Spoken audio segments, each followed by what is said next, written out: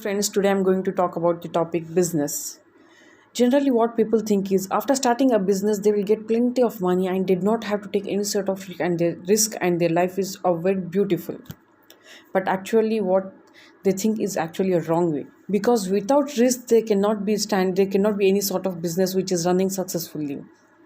Like example, you can say without studying, you cannot have a better future, right? In the same way, without having any sort of risk, you cannot have a business which runs in a good manner. Here I mean risk is nothing but it's not like any sort of risk. I mean calculated risk.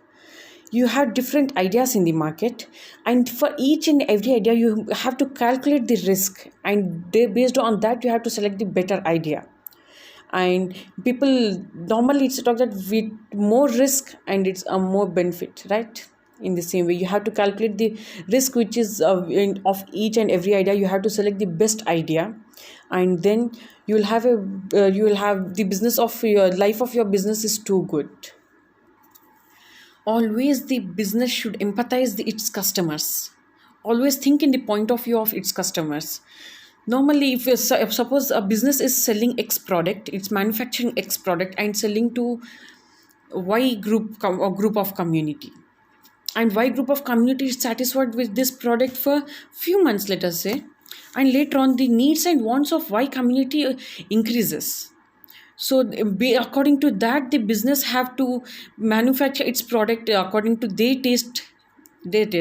Suppose we can say it as Britannia biscuits, Marigold.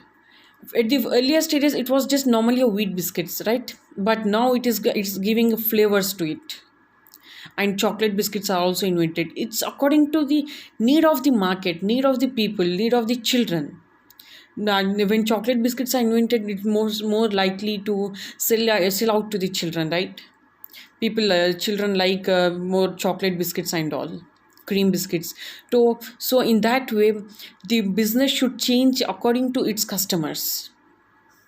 If you stick only to this point and say I will do other than this, not, it doesn't run in that way. You always think according to your customers, then only a successful business can stand successful.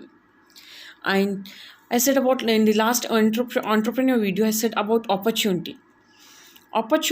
You have many opportunities.